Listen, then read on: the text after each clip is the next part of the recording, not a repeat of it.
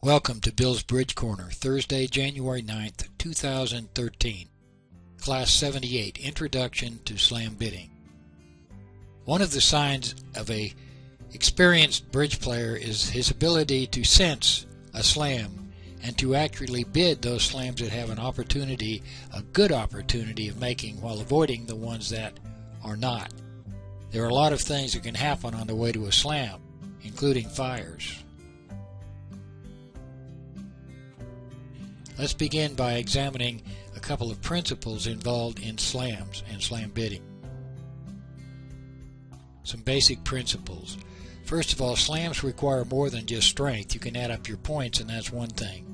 But you need to know that you have controls. You could have 100 tricks, but if the opponent can cash the first 2 tricks off the top, you're going to go down. So controls are critical. There are several different methods of showing controls and of ensuring you have controls, which we cover when we cover slam bidding. There are many benefits of bidding and making a slam, which is obvious, the slam bonus.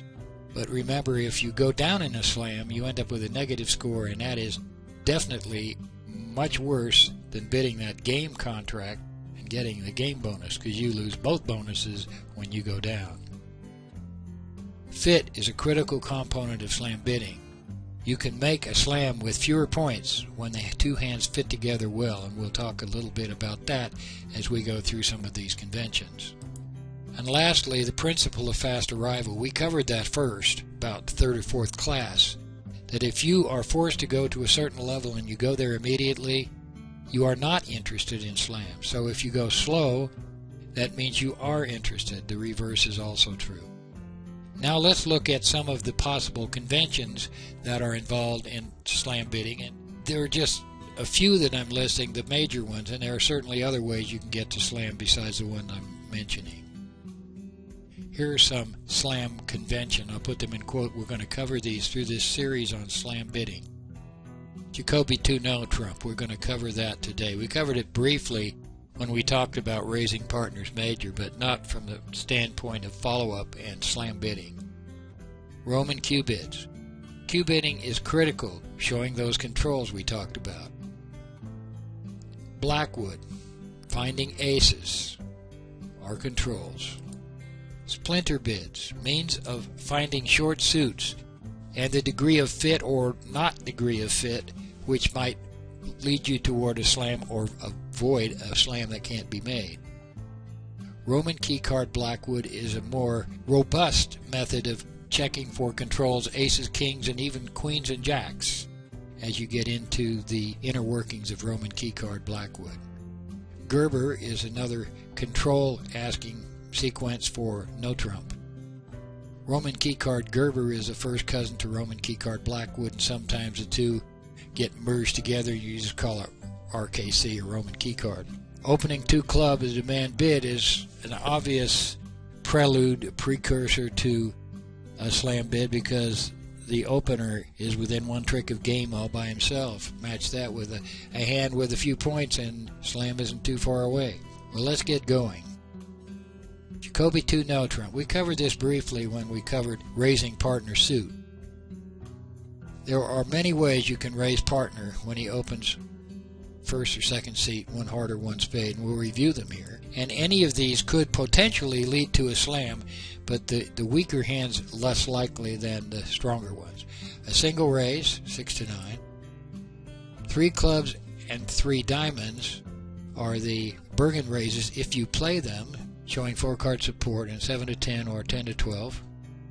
Those are alertable because they're not natural. They're called Bergen raises. If you don't play them, then you might play the double raise. A double raise could be an invitational raise, a replacement for 3 clubs or 3 diamonds, or a weak jump raise, which shows 4 card support with 2 to 7 dummy points, which I prefer. And if you do use it as a weak jump raise, remember it is alertable. A jump to 4 the major shows 5 trump, shapely 4 trump, and 3 to 10 dummy points.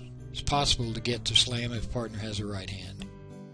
A double jump in a new suit is a splinter, showing 4 card support, 13 to 16 dummy point, and a singleton or void in the suit bid. That may lead to a slam if partner has the right cards for a fit.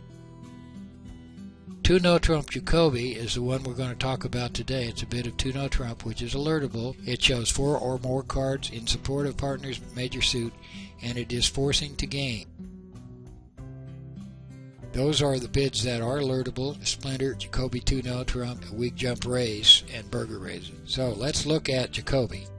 And notice, of course, if you don't use Bergen raises, you use limit raises. If you do use Bergen raises, weak jump raise, double raise, is alertable and it's weak. That's the one I would prefer.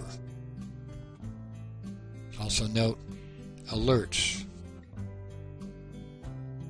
What is opener's rebid after he gets a responsive 2-no trump? He has a priority of sequence. If he has a second suit, Ace Queen 9 5th or better, bid the suit at the 4 level. That's alertable. Now, most of these bids are alertable. If he doesn't have a second 5 card suit, but he has a singleton or a void, he bids that suit at the 3 level. That's also alertable. If he has neither of those, then he shows his strength by points, and it implies the principle of fast arrival. He bids 4 of a major, quickly goes to the game with a minimum 12 to 14 rebid points. It also, as noticed, no singleton or void or good 5 card suit. 3-no trump shows 15 to 17 rebid points, rather unusual given that you didn't open 1-no trump.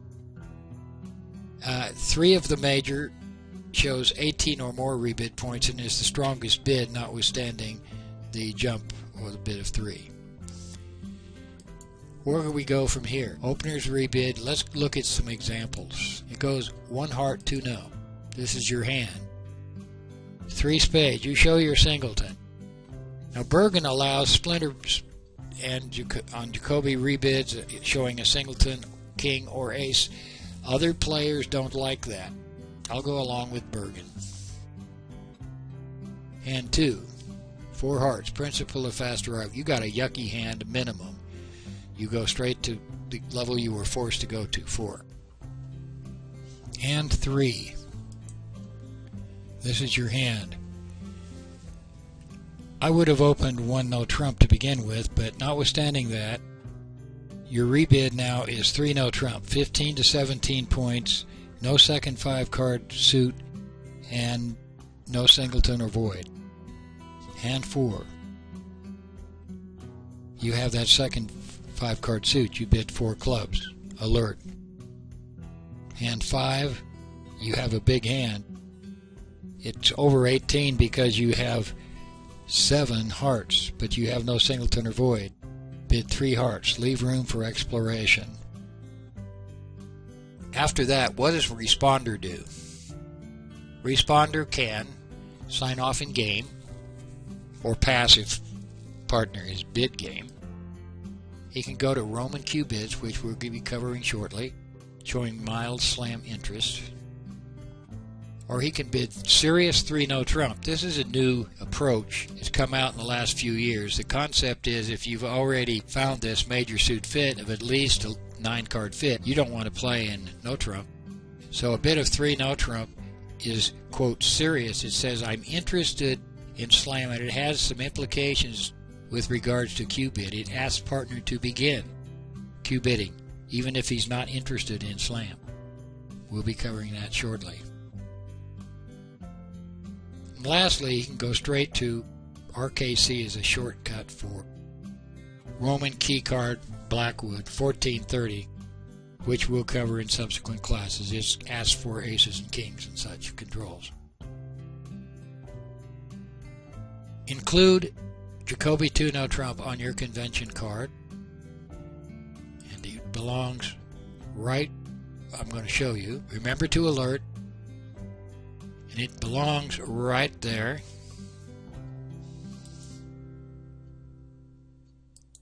Tomorrow we're going to get into Roman Q bids. Makes sense to me. See you tomorrow.